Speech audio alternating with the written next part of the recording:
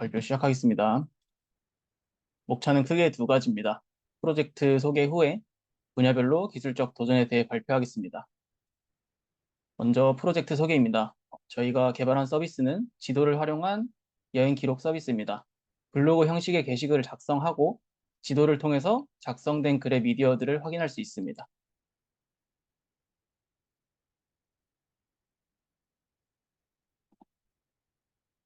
다음은 안드로이드의 기술적 도전입니다. 크게 세 가지로 이루어져 있고요. 첫 번째는 지도의 줌 레벨 조정입니다. 스냅 포인트에는 지도의 게시글과 경로를 함께 보여주는 기능이 있습니다. 표현하는 과정에서 포커스된 게시물을 사용자에게 표시할 때 문제가 있었습니다. 구글 맵 SDK에서는 좌표를 전달하면 해당 위치로 좌표의 중심을 이동하게 하는 기능이 존재합니다.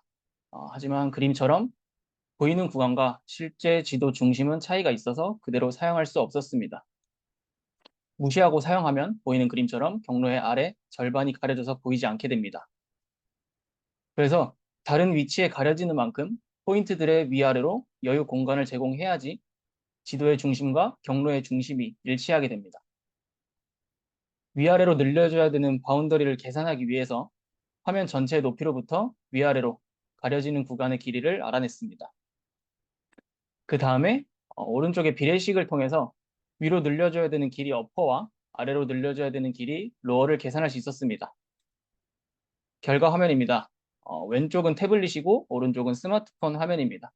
비례식을 통해서 계산을 했기 때문에 두 기기에 세로 기기를 포함한 해상도가 달라도 경로가 전부 확인이 되는 것을 확인할 수 있었습니다. 가로로 긴 경로 또한 잘 보이는 것을 확인할 수 있었고요.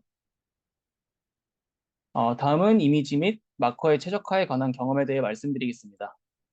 먼저 태블릿 화면까지 고려했을 때 사진의 크기가 너무 작으면 사진을 확인하는데 어려움이, 반대로 너무 크다면 사진 한 장을 업로드하는데 너무 긴 시간이 소요돼서 사용자에게 좋은 경험을 제공하기 어려울 것이라는 생각이 들었습니다.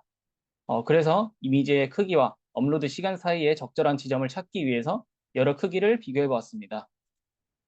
비교한 결과 1280포인트일 때 처음으로 용량이 1MB 이하가 되고 태블릿에서도 적절한 크기라 판단했습니다. 압축률에 대해서도 비교를 했을 때 80%의 압축률을 가질 때 용량은 915KB에서 106KB로 용량 감소의 폭이 가장 크고 화질의 변화 또한 체감되지 않아 최종적으로 화질은 1280포인트로 압축률은 80%로 결정하게 되었습니다. 다음은 마커 최적화입니다. 처음에는 화면에 필요한 데이터를 하나의 UI 스테이트에서 관리하며 왼쪽 이미지처럼 UI 스테이트가 업데이트 될 때마다 모든 마커를 새로 갱신하도록 구현했습니다. 근데 이거는 불필요한 연산이 많이 수행되고 사용자 경험 측면에서도 변화가 없는 요소가 깜빡거리는 모습이 좋지 않을 것이라 판단했습니다. 그래서 먼저 UI 스테이트에서 게시글을 관리하는 데이터를 따로 분리를 했고 갱신이 필요한 마커만 갱신할 수 있도록 로직을 변경했습니다. 또한 마커에 표현되는 사진도 백엔드 분들께 요청을 해서 원본이 아닌 144포인트의 사진을 추가적으로 받아와서 마커의 이미지로 표현했습니다. 그 결과 CPU 사용량이 35%에서 16%로 메모리는 60MB 증가해서 9MB 증가하는 결과로 최적화가 이루어지는 것을 확인할 수 있었습니다. 또 가운데 사진처럼 마커가 겹쳐졌을 때 원하는 마커를 선택하는 것에 어려움이 있었습니다. 그래서 클러스터링을 적용해서 좌측 상단의 마커의 개수에 대한 정보가 포함된 하나의 마커로 표현을 했습니다. 이 클러스터링된 마커를 클릭했을 땐 포함된 이미지들을 확인할 수 있도록 개선을 했고요. 이를 통해서 사용자 경험 개선과 최적화를 한 번에 달성할 수 있었습니다. 다음은 영상 편집과 업로드입니다. 게시글은 여행 기록이기 때문에 사진뿐만 아니라 영상 또한 업로드할 수 있어야 된다고 생각을 했습니다. 여행하면서 찍은 영상은 재생 시간이 길 가능성이 높아서 이 원하는 구간만 선택해 업로드를 할 수 있으면 좋을 것 같다고 생각을 했고 컷 편집을 포함한 영상 업로드를 구현하게 되었습니다. 영상과 관련한 부분은 jetpack의 미디어3 라이브러리를 사용했습니다. 편집한 영상을 엑소 플레이어를 통해 로드를 하고 영상의 구간을 선택할 수 있는 타임라인은 커스텀 뷰로 구현했습니다. 영상의 구간을 설정한 후 확인 버튼을 누르면 트랜스포머를 통해 인코딩을 수행합니다. 영상은 HEU고 음성은 AAC 형식으로 인코딩을 수행했습니다. 이 결과물은 업로드를 위해서 캐시 디렉토리 내부에 임시로 저장되며 게시글 생성 후 바로 삭제되도록 구현했습니다.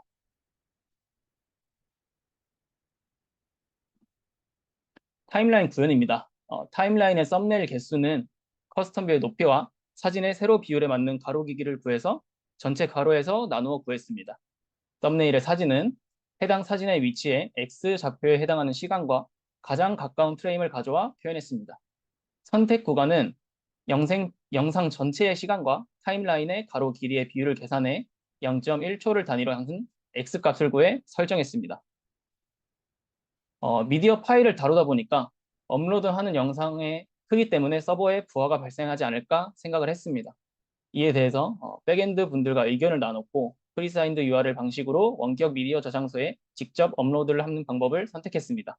미디어 파일을 업로드하는 API 요청을 시작할 때 편집된 영상을 바이트 어레이로 읽어드리고 영상을 오메가바이트로 나눠서 병렬로 멀티파트 형태로 전송했습니다. 이를 통해서 서버를 거치지 않게 되어서 서버의 부하를 줄일 수 있었고 사용자 입장에서도 로딩 시간이 줄어들게 되는 효과를 얻었습니다. 다음 백엔드 파트는 양희범 님께서 발표하도록 하겠습니다.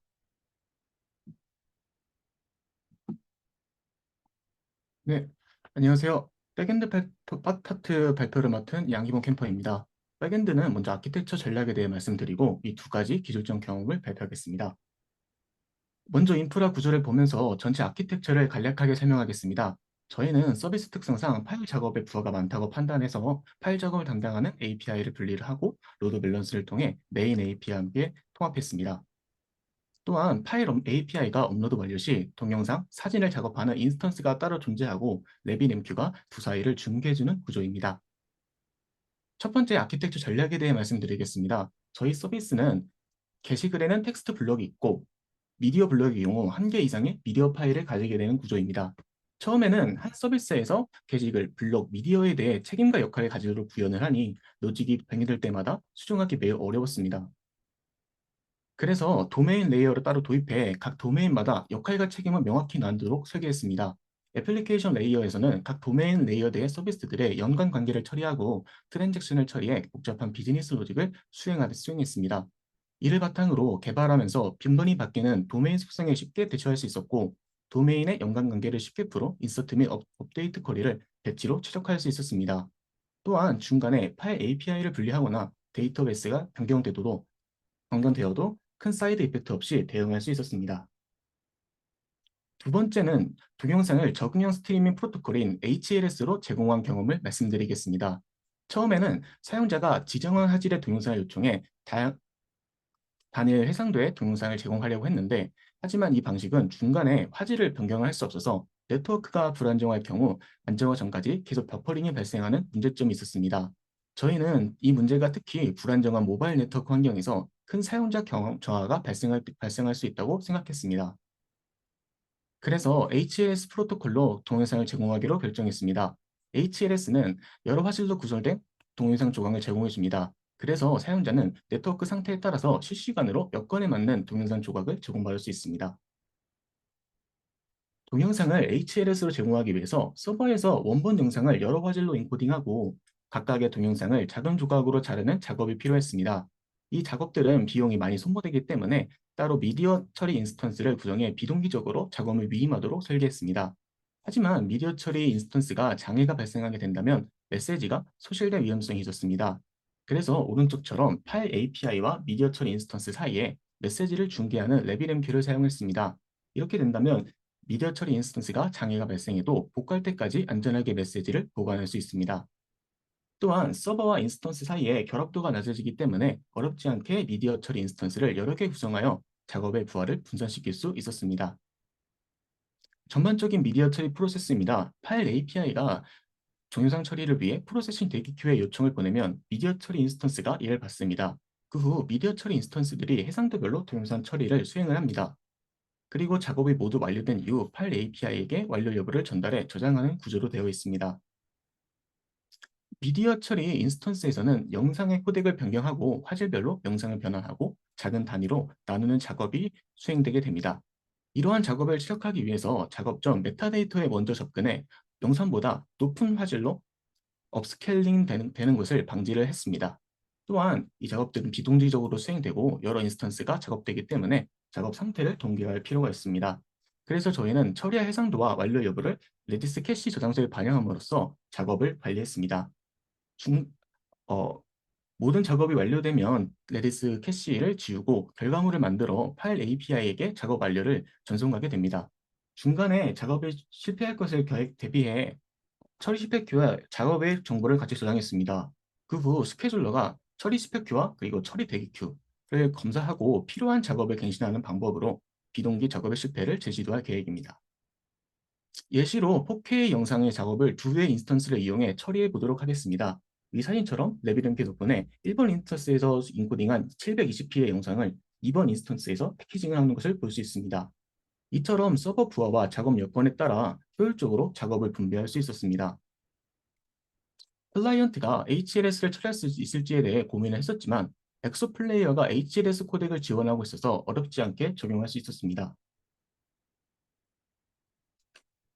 마지막으로 레디스를 위한 캐싱을 발표하겠습니다. 위와 같이 주변 게시글을 불러오는 작업은 순차적으로 주변의 블록을 포함하는 게시글에 속한 블록들에 속한 파일 순서로 접근해 총 4번의 DB 접근이 발생하게 됩니다.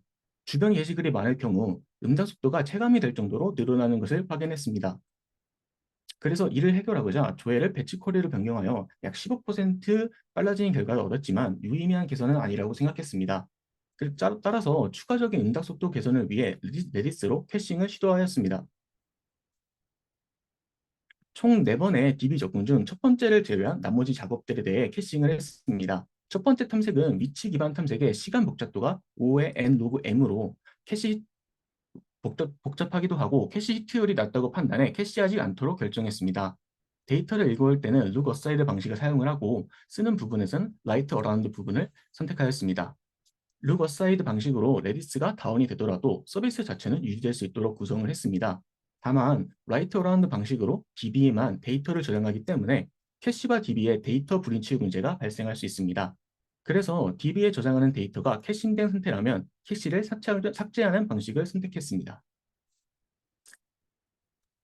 그래서 게시물 100개, 블록 500개, 파일 100개 기준으로 캐싱 전후를 비교해 봤을 때 약 50% 이상의 응답 속도 개선을 이뤄낼 수 있었습니다. 네, 이상으로 안드로이드 스냅포인트 발표를 모두 마치도록 하겠습니다. 들어주셔서 감사합니다.